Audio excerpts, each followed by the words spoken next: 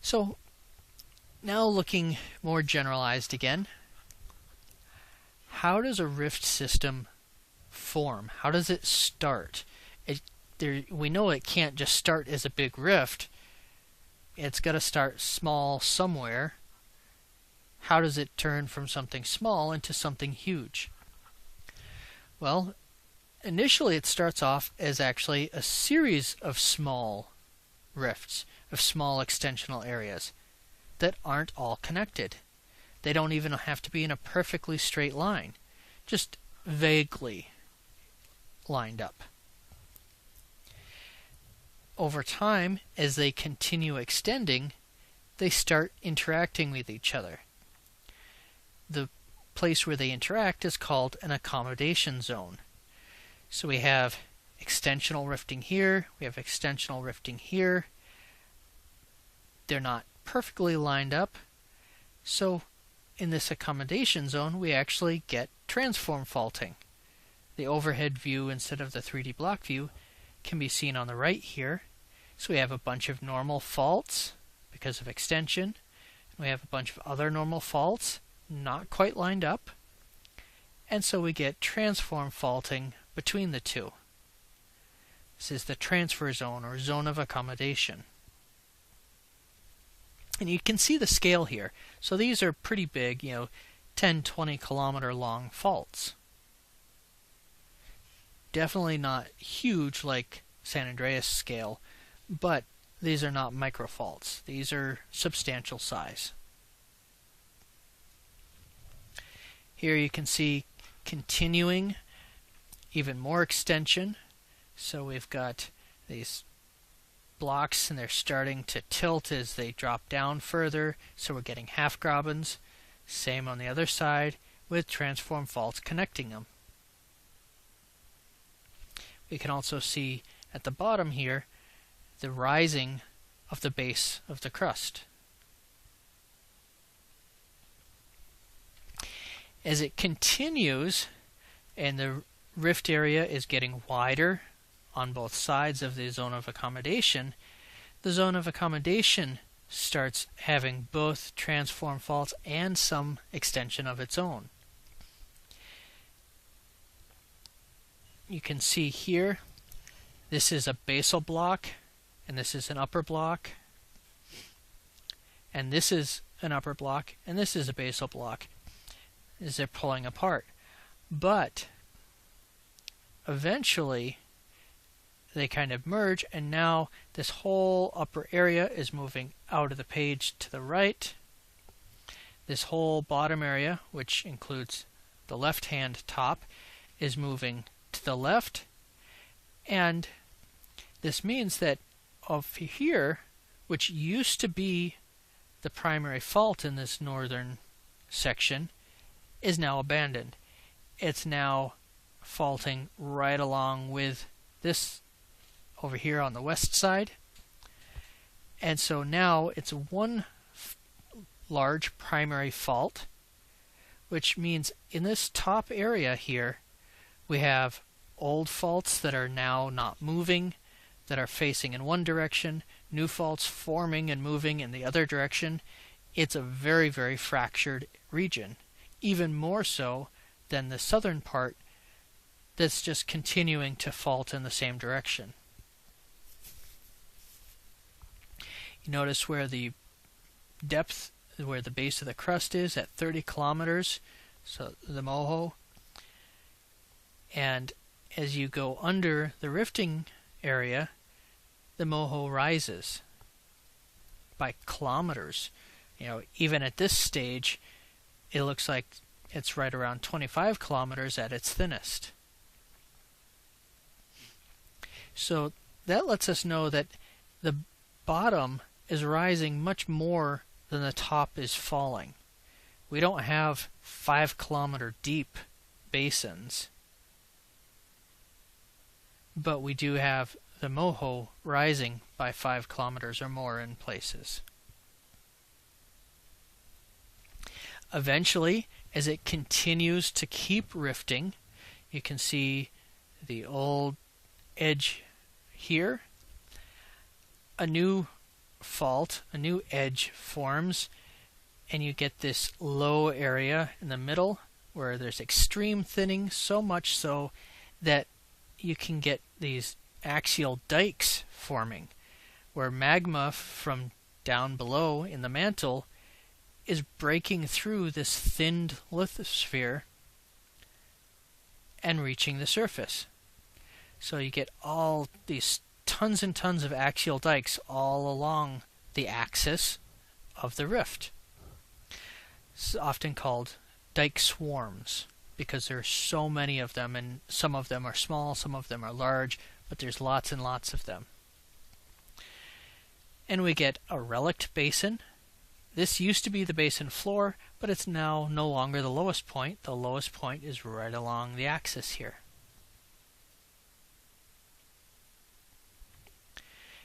Also known as an axial trough. So if there's a really low spot in the center, it's known as an axial trough. And you can see this black here is magma coming up. So there's a magma chamber now right below, so it's very thinned, and that magma is coming up, and we're getting an oceanic spreading center. This is thinned so much that water would be here, standing water year-round, shallow sea, eventually deep ocean as it thins and sinks. And right at the center of this trough, this new ocean, is the spreading center.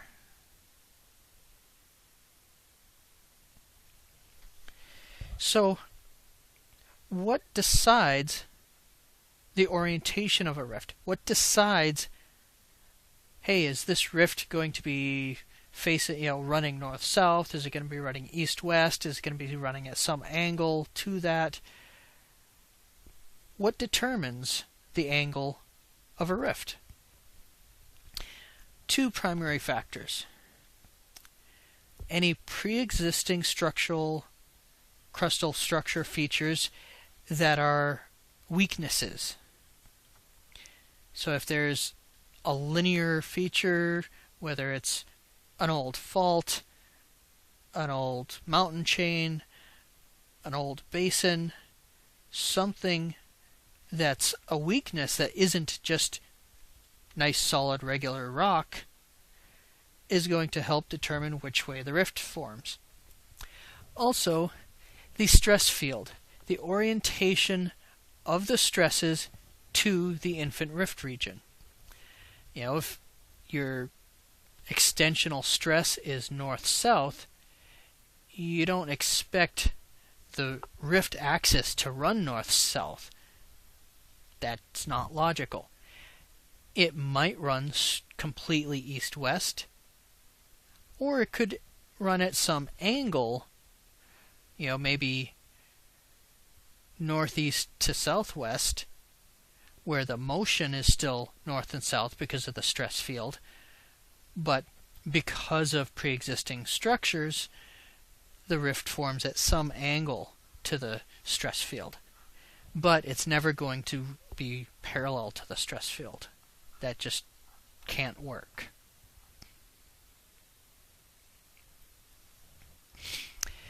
So a few more terms so that we can look at the topographic features of a rift. A rift margin is the border of a rift. Makes sense? It's the margin, it's the border, it's the edge of the rift. A rift basin is a depression where a graben or half-graben has filled with sediment and is a basin formed by a rift. Nice, straightforward terminology so far. A range, kind of like, you think of a mountain range, same kind of terminology here. A range is a high area that separates elongated rift basins. So it could be a long horst, it could be a long edge of a corner of a fault block between two half-grabens. Either way, it's a range. And an important thing to note is that on a continent, because basins are lower areas, they are automatically drainage systems. If they become very deep, they can actually fill with water because they collect water as a drainage system, but they're too low to have the water drain out of them, so they start filling with water. This is the precursor to forming a sea or an ocean. So as rifting begins, sediment starts filling the grabens and half grabens. We can get partial melting due to the rising of the mantle as the crust and lithosphere are thinning. Even the lower part of the lithosphere is rising because of the thinning. It can start melting. So we can have volcanoes, we can have these sheet dikes forming.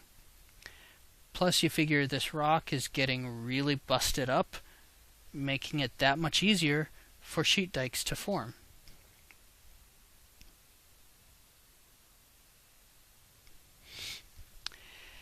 As it starts to transform from simple rifting to drift, referring to continents moving apart away from the center of the ocean floor, the way it'll start is that it gets deep enough and big enough that seawater goes in instead of water draining out of it to the sea, but we're talking super long time frames here, millions of years.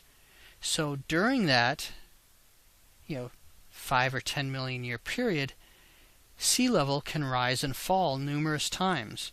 So if it's just barely low enough this year and ocean water is flooding in, it's not very deep. In 4,000 years, sea level has dropped. Most of the seawater rushes out. Some of it gets stranded. It evaporates. It leaves behind salt. A couple thousand years later, sea level rises, floods this area again. It can't dissolve all of that salt because the water's already salty. Too salty to dissolve it all. So the sea is sitting there on this layer of salt, and then sea level drops again. Most of the water escapes, some of it stuck there, evaporates, drops more salt. This can happen for millions of years. You can get these thick evaporite or salt deposits.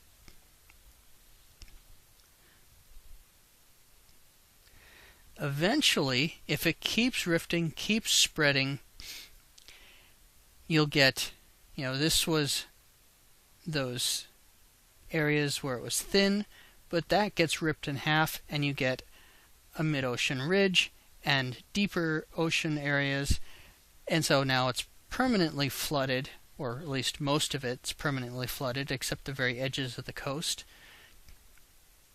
But there are these thick salt deposits, this gray layer here and here, overlaying these half grabens and these edges, these that were ranges, but now they're far below the ocean floor. And what we have here on the right and left sides, or east and west sides, is the continental shelf and the continental rise heading down to the ocean floor, the abyssal plain. And then the mid-ocean ridge right here at the center.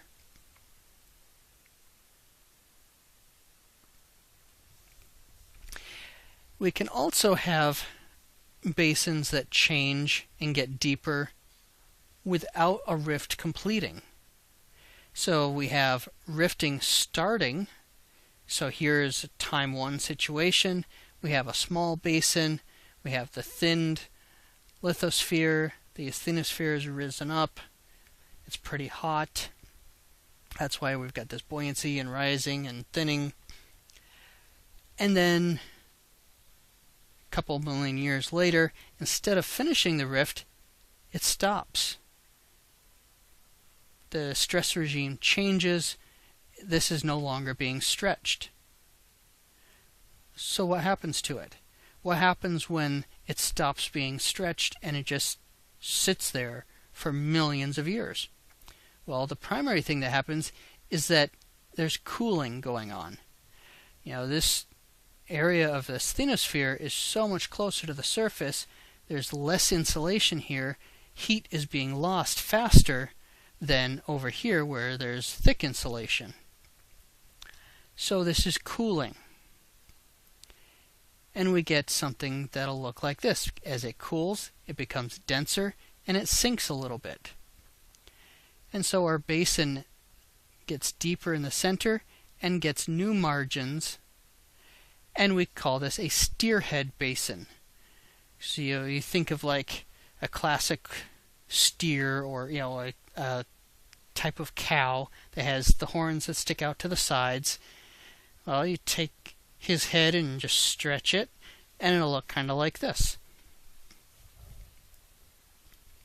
So steerhead basins are always an indicator of a failed rift system.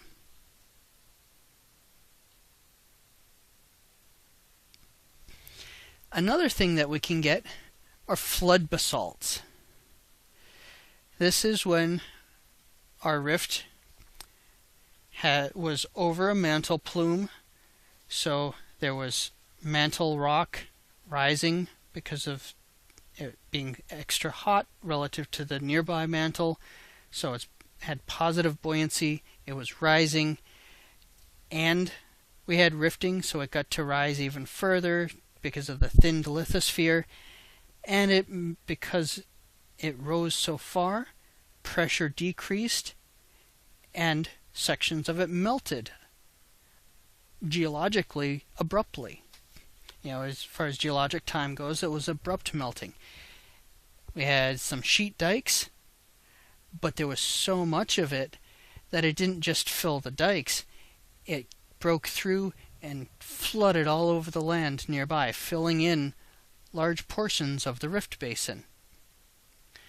And so that's how we get these thick black flood basalts overlaying this sedimentary rock.